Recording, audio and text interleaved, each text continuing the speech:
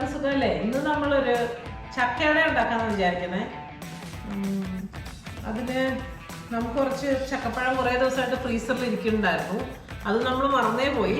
നമ്മളിന്ന് കറിവേപ്പില പറിക്കാൻ വേണ്ടി ഒരു ഫ്രണ്ടിൻ്റെ വീട്ടിൽ പോയത്. അവിടെ ചെന്നപ്പോൾ കറിവേപ്പില പറിക്കുന്ന സമയത്ത് കുറച്ച് വാഴ ഇല കണ്ടു. അപ്പോൾ നമ്മൾ ഓർത്ത് ഇത് ചക്കയുടെയും കൂടെ ഉണ്ടാക്കാം. അങ്ങനെ അവിടെ നിന്ന് കുറച്ച് വാഴയില പറിച്ചുകൊണ്ട് വന്നു.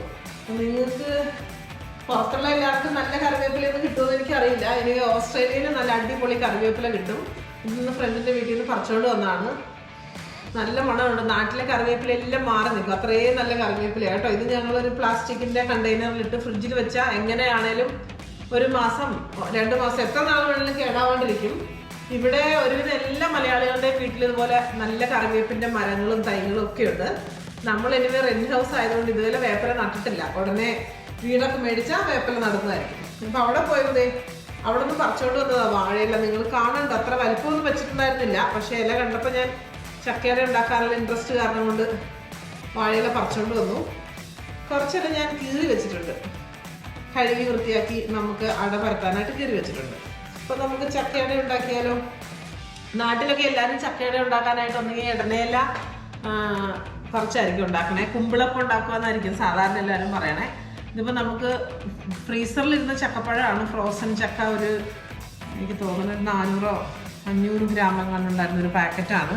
ഞാനത് ജസ്റ്റ് ഒന്ന് ഫ്രീസറിൽ നിന്ന് എടുത്തത് കൊണ്ട് ആവി കയറ്റി എടുത്തു. ജസ്റ്റ് അല്ലെങ്കിൽ നമ്മുടെ ഇല വാടിപ്പോവില്ലേ നാളത്തേക്ക് വെച്ച്, അതുകൊണ്ട് ജസ്റ്റ് ആവി കയറ്റി എടുത്തു. അപ്പോൾ ഇതൊരു 1/2 കിലോയോളം ചക്കയുണ്ട്. ഞാൻ അതിന് വേണ്ടിയിട്ട് ഈ ചെറിയ കപ്പിന് 2 കപ്പ് ഗോതമ്പ് പൊടി എടുത്തു. നമുക്ക് ചക്കയുടെ അരിപ്പൊടിക്കകത്തോ ഗോതമ്പ് പൊടിക്കകത്തോ നിങ്ങൾക്ക് ഇഷ്ടമുള്ള പോലെ ഉണ്ടാക്കാം. ഞാനിനിമേ ഗോതമ്പ് പൊടിയാണ് എടുത്തത്. പിന്നെ തേങ്ങ ചിരണ്ടിയതെടുത്തു. അതൊരു ചെറിയ കണ്ടെയ്നറേ ഉള്ളൂ. നമുക്ക് തേങ്ങ ചിരണ്ടിയത് എന്തോരം വെള്ളം ചേർക്കാം കേട്ടോ. ഞാൻ സാധാരണ കൂടുതൽ തേങ്ങ ചേർക്കാറുണ്ട്. ഇന്ന് നമ്മുടെ ചിരണ്ടിയ തേങ്ങ കുറച്ച് തേങ്ങ ചെറുതായിട്ട് കാറിയ പോലെ ഇരിക്കണം എനിക്ക് എടുത്തപ്പോൾ. അപ്പോൾ ഇത് മാത്രമേ ഉള്ളായിരുന്നു എനിക്ക് നല്ലതായിട്ട് തോന്നിയ തേങ്ങ. അതുകൊണ്ട് ഞാൻ കുറവേ എടുത്തിട്ടുള്ളൂ. പിന്നെ കുറച്ച് ഏലക്കായുടെ പൊടി, കുറച്ച് ജീരകം, ഞാൻ 2 ശർക്കര ഇത് ഉരുക്കിയെടുത്ത് വെച്ചിട്ടുണ്ട്. സമയം പെട്ടെന്ന് റെഡി ആയിക്കോട്ടെ എന്നോട് ഉരുക്കിയെടുത്ത് വെച്ചിട്ടുണ്ട്. അത് ഉരുക്കിയത് തണുത്തു. അപ്പം നമുക്ക് ചക്കയുടെ ഉണ്ടാക്കിയാലോ? ഈ ആവി കയറ്റിയ ചക്ക ഞാൻ ആദ്യം മിക്സിക്കകത്ത് ഇട്ടൊന്ന് അടിച്ചെടുക്കാം കേട്ടോ. നല്ല ജ്യൂസാക്കി എടുക്കാം. മിക്സി ഇവിടെ റെഡി ആയിട്ട് ഇരിക്കുവാണ്. ചക്ക ആവി കയറ്റിയപ്പോൾ ഞാൻ അതിൻ്റെ അകത്തുള്ള വെള്ളവും കൂടെ ചേർത്താണ് എടുത്തത്. നമുക്ക് എന്താണേലും വെള്ളം വേണമല്ലോ കുഴക്കണമെങ്കിൽ.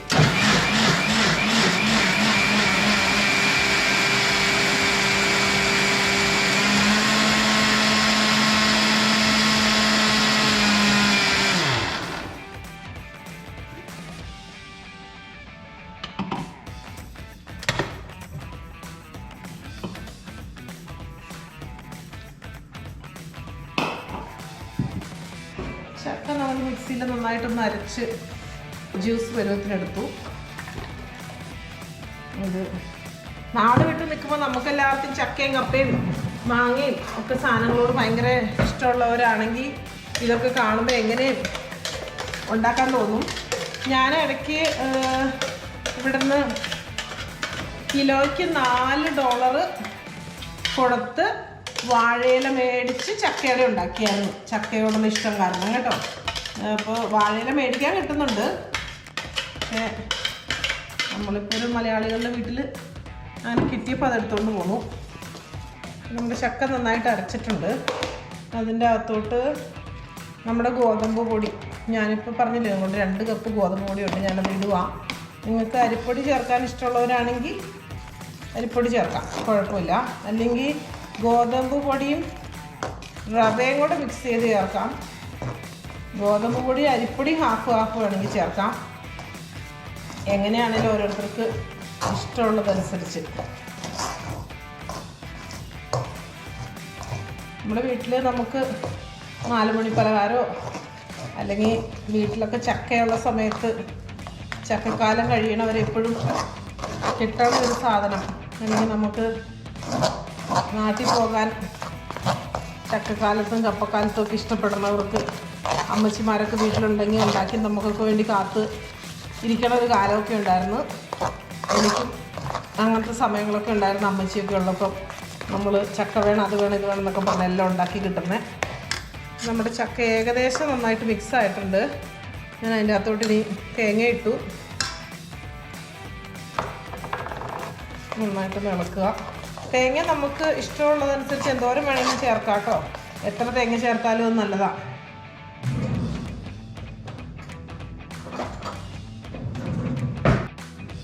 അത് ഒരു മിക്സ് ആയിട്ടുണ്ട്. ഞാനൊരു അര ടീസ്പൂൺ ഏലക്ക പൊടിച്ചതും കുറച്ച് ജീരകവും കേട്ടോ, ഒരു അര ടീസ്പൂൺ ജീരകവും, ബാക്കി അതിൻ്റെ അകത്തോട്ട് നമ്മുടെ ശർക്കര ഉരുക്കി വെച്ചതും കൂടെ ഒഴിച്ചു. ഇനി വെള്ളം തികഞ്ഞില്ലെങ്കിൽ നമുക്ക് ആവശ്യത്തിന് വെള്ളം വേണമെങ്കിൽ ചേർക്കാം. എന്നിട്ട് ഇത് നന്നായിട്ട് ഇളക്കി മിക്സ് ചെയ്ത് അട പരത്താനുള്ള പരുവത്തിനാക്കി എടുക്കണം.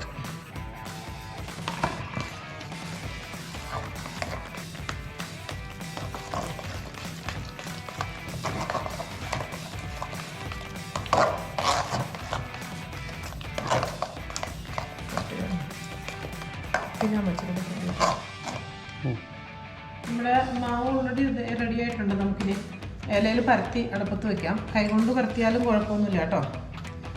ചെറുതായിട്ടൊന്ന് വെള്ളം തൊട്ടിട്ട് പരത്തിയാൽ മതി. ഇച്ചിരി ലൂസായോ എന്നൊരു സംശയമുണ്ട്, പക്ഷെ കുഴപ്പമില്ല. ലൂസായാലും വേവുമ്പോൾ നല്ല സോഫ്റ്റായിട്ടുണ്ടാവും.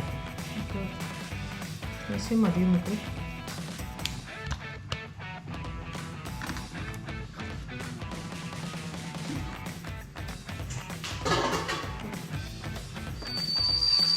നമ്മുടെ ചക്ക ഓൾറെഡി റെഡിയായി. നമുക്ക് തുറന്ന് നോക്കാം.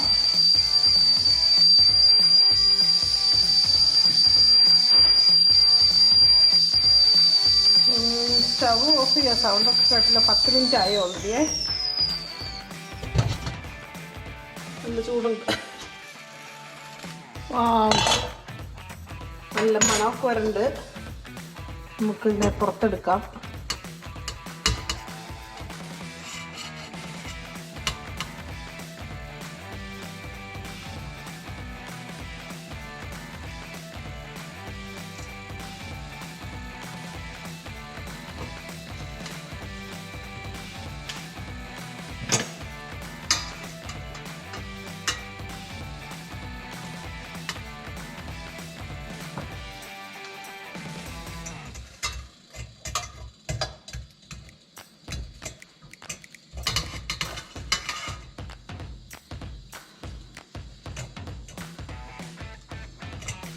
ഇലയൊക്കെ നന്നായിട്ട് വാടി കളറൊക്കെ കണ്ട അടിപൊളി.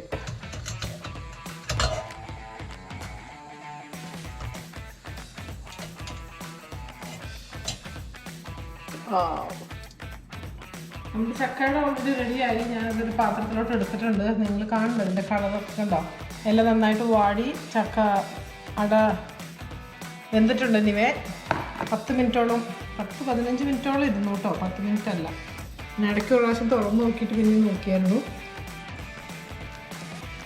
നമുക്ക് കണ്ടിട്ട് കൊതിയാവുണ്ടോ? നമുക്ക് നാട്ടിലുള്ളവർക്കൊന്നും കൊതിയാവില്ല. അവർ നമ്മളെ കൊതിപ്പിക്കും.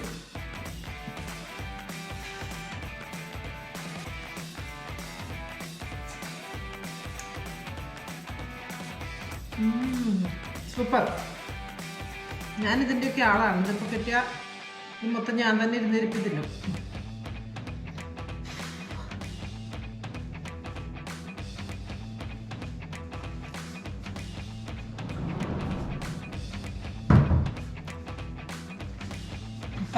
നമ്മുടെ അടിപൊളി ടേസ്റ്റി ആയിട്ടുള്ള ചക്കയുടെ റെഡി ആയിരിക്കുന്നു. നിങ്ങൾ കണ്ടോ? എല്ലാവരും ട്രൈ ചെയ്ത് നോക്കണം. എനിക്ക് തോന്നണേ എൻ്റെ ചക്കയുടെ ഒരു ഇച്ചിരി വെള്ളം കൂടുതലായിരുന്നു തോന്നുന്നു. ഇച്ചിരി നന്നായിട്ട് സോഫ്റ്റ് ആയിട്ടായിരിക്കണേ. വെള്ളം കുറഞ്ഞാലും ഒലിച്ചു പോണ പരുവത്തിനാവാണ്ടിരുന്നാൽ മതി. സോഫ്റ്റ് ആയിട്ടിരിക്കും. ഇച്ചിരി കൂടിയാൽ ഇച്ചിരി കൂടി ഹാർഡായിട്ടിരിക്കും. ഇത്രയേ ഉള്ളൂ. ഇനി ഇത് ഒടിഞ്ഞൊന്നും പോയിട്ടില്ല. നന്നായിട്ട് അടയായിട്ട് തന്നെ വന്നു. എനിക്ക് തോന്നുന്നു ഇച്ചിരി വെള്ളം കുറയ്ക്കായിരുന്നു. അത്രയേ ഉള്ളൂ. അപ്പം എല്ലാവരും കുക്കിംഗ് പഠിച്ചുകൊണ്ടിരിക്കുന്ന എല്ലാവരും ഇത് ട്രൈ ചെയ്യുക. അല്ലാത്തവർക്ക് അമ്മച്ചിമാർക്കും എല്ലാവർക്കും ഉണ്ടാക്കാൻ അറിയാലോ. ഇപ്പം നമ്മുടെ വാഴയിലയിൽ ഉണ്ടാക്കിയ ചക്കയട, ഫ്രഷ് വാഴയില, ഓസ്ട്രേലിയയിലുണ്ടായ വാഴയില ഇതിലുണ്ടാക്കിയതാണ്. നിങ്ങളെല്ലാവരും എൻ്റെ ഈ റെസിപ്പി ഇഷ്ടമായെങ്കിൽ ട്രൈ ചെയ്യണം. ഈ ഞങ്ങളുടെ ചാനലിൽ സബ്സ്ക്രൈബ് ചെയ്യാത്തവർ സബ്സ്ക്രൈബ് ചെയ്യണം, ലൈക്ക് ചെയ്യണം, ഷെയർ ചെയ്യണം, നിങ്ങളുടെ കമൻസ് എല്ലാം എഴുതണം. പുതിയൊരു വീഡിയോ ആയിട്ട് വീണ്ടും കാണുന്നത് വരെ ബൈ.